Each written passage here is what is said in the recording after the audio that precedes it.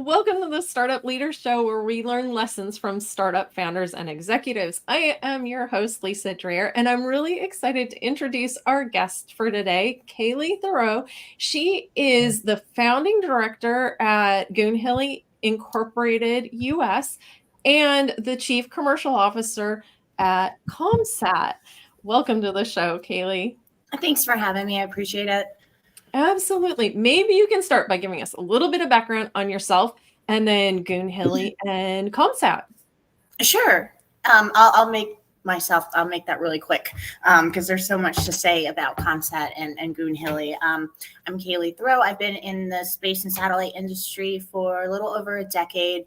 I started off at TCS, which then was bought out by ComSat. I started off as a program administrator and then very quickly grew up to be a program manager. And then from there, I did some government contracting. I took a COO position at CMT for a little while. And then I did some independent work until the opportunity of a lifetime came recently this year, back in March. And that opportunity was to, in fact, help build a U.S. company for Goonhilly Earth Station over in the UK. Definitely the greatest opportunity I've ever had, and I'm truly grateful for it. Wow, really exciting. So Yes. It sounds like there's some activity that's happened recently with relationship between Goonhilly and ComSat, right?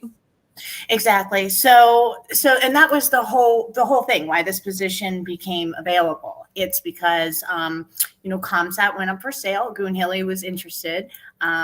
They settled hey, we're going to get their assets. They're interested in the 2 teleport sites that ComSat has to offer. There's one in California, and then there's one in Connecticut. Goonhilly thought it would be a great idea to buy out ComSat's assets. The whole goal of this acquisition, let me just start there, is to promote full 100% lunar connectivity. In order to do that, you're going to need multiple ground stations around the world. ComSat being 2, one on the East Coast, one on the West Coast. Then you have the ground station in Cornwall, England, which is the southern tip of England, where the Goonhilly Earth Station sits. And then there is a ground station in the works right now in Australia. So with those 4 ground stations, that actually is going to promote full lunar connectivity. And it's just amazing. So that whole acquisition, it took some time. But when they realized they were going to buy out ComSat, they wanted to establish their own U.S. entity. So that's where I came in. I helped them build this company up, to where so when the acquisition was finalized and closed, we brought over all of the employees, all the assets, all of their stuff. We try to keep it as close as possible to just prevent any issues. And, change can be uncomfortable. So we tried to make the whole, acquisition as smooth as possible. That's not possible, but it's finally over. And now we are one. And now I'm able to talk about it. And we're just getting started. There's just so much that we have on the horizon, and we're really excited to be one now and to have a branding presence in the United States. Amazing. So as I understand it, and I don't want to go completely back in time, but I'm really interested in hearing a little bit about the history of Goonhilly, because it's actually pretty fascinating. And maybe before you get into that, you can talk a little bit, just for those in our audience that maybe are not familiar with what a ground station is and how it works. Maybe you can give us just a short overview of that.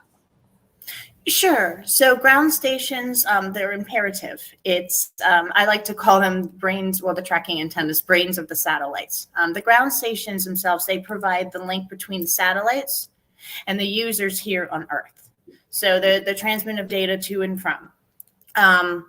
And that's what it does. If you're launching these satellites and, creating these big constellations in space, you're going to need the ground infrastructure to support it. You can't just launch a satellite and just have it sitting there. You've got to have something on the ground, uplinking, downlinking information, and controlling that satellite. You can't just let it run wild. So they are crucial, imperative to any sort of satellite constellation. And they're only growing. They are I mean, just as all these constellations are growing, just SpaceX, OneWeb, they're going to need that ground infrastructure. So that's, yeah, satellite in the sky. There's got to be something on the ground to keep that moving. Absolutely. Okay, so now give us a little bit of that history of Goonhilly, because it's just fascinating. It is. And it's interesting because not a lot of us know what Goonhilly is.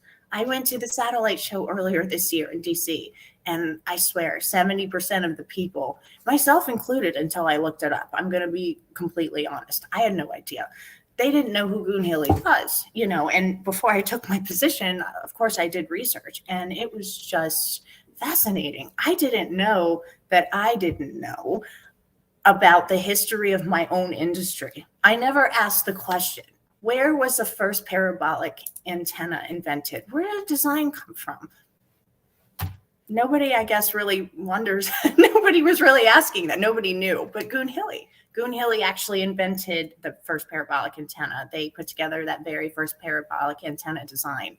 The Earth station was the very first and the largest. I'm not sure it's the largest anymore, but in the world. And the first broadcast into the United States was from Goonhilly Earth Station. And they also supported the Apollo missions.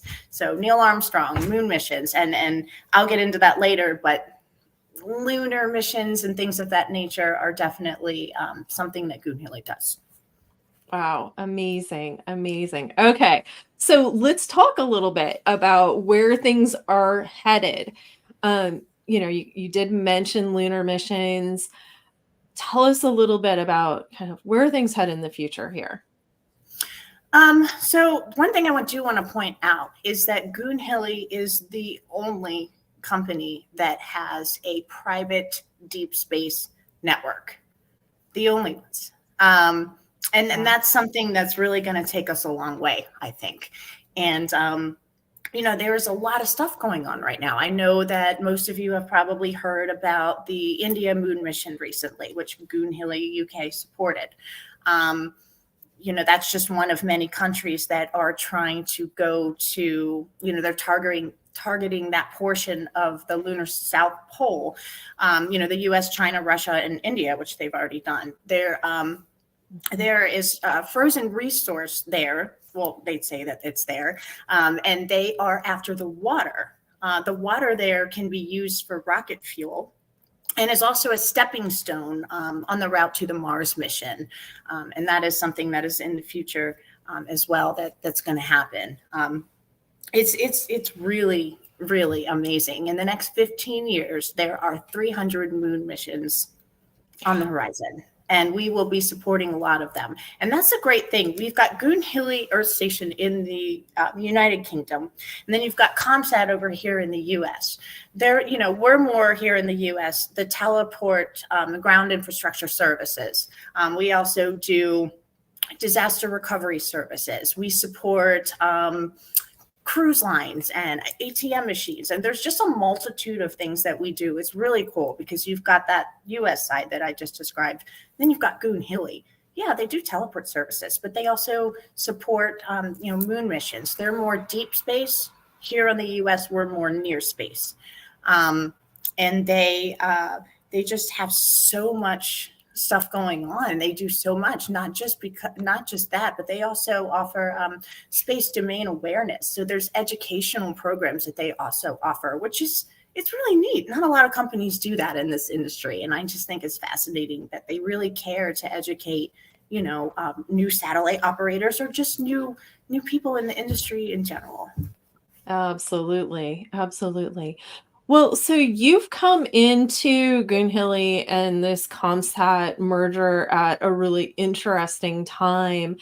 What are some of the things that you think have been really important to the success of bringing these two companies together so far? Well, I mean, just for the entire, the big picture here is the full lunar connectivity. So that's the whole point of bringing us all together. So with that, there's a multitude of things that the future looks incredibly bright. There are some things that I don't even know that they're thinking about. Like I don't know. It's just so exciting, and it was difficult. I'm not going to lie. It was difficult to get everything moved over, and it's still kind of a work in progress right now. But Mhm. I'm super excited that we each have, it's like a puzzle. There's pieces. You've got the UK, you've got the US, you've got Australia, and once those pieces fit together, then you've got the full lunar connectivity, and that's just amazing. It really is. Yeah. What are some of the key factors that are, or I guess, um, like capabilities and technologies that are required to go beyond? Like, I think we talk a lot about connectivity to low Earth orbit or, MEO or GEO and that sort of thing. And you don't hear as much conversation about that lunar connectivity. Are there certain technologies or certain capabilities that are required in order to go from an Earth orbit to a lunar orbit communications capability? There are, and I could get into it and I could chat all day about that. But I'm not going to get into the nitty gritty with that because it's kind of complicated. Like I said, I could talk about it a little bit, but I would want to give more of a bigger overview on it. And again, I'm not an engineer; I'm a businesswoman. So if it's too technical, I can't I can't speak the technical jargon. But I Yeah. can assure you that if you do have questions or things that maybe I can't answer, there are plenty of awesome people in our team that can answer that for you, and then we have websites as well. So this whole lunar stuff is new for me too. I'm more Yeah. of the Leo Geo woman. I mean I came from Leo really, and just the ground and teleport services, that's my bread and butter. So all this moon mission, the deep space, completely new to me. It's amazing, and I don't know a lot about it, but I am Yeah. learning as we go. So Well, it's very exciting and I'm really looking forward to it. So, when we look at, I guess, the future for ComSat here in the US, what are you expecting we'll see over the next several years? so with ComSat more than near space stuff and focusing on, the teleport service sides of things and disaster recovery services. Like I was mentioning before, you've got companies like OneWeb and SpaceX that are launching satellites and, creating these big constellations. They're going to need the ground infrastructure. That's something that's never going to go away. So we're trying Mhm. to build on that, expand, pull in, more commercial and more government customers, and also work together as well. There's not one company that can do everything. Maybe there is, but that's not us, and that's not the majority of companies. So I prefer to collaborate rather than compete. So there's just a lot of great ideas that we have. It's just so exciting. It's almost like I'm forgetting some of my words. Absolutely. Well, if somebody wanted to learn more about Goonhilly and or ComSat, what should they do? They should go online. I would start at goonhilly.org.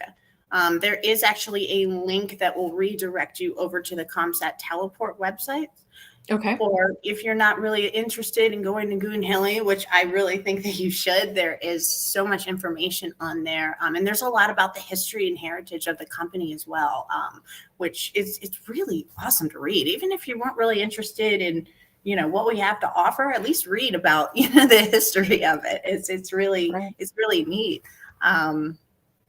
So yeah, and I've like kind of lost my train of thought.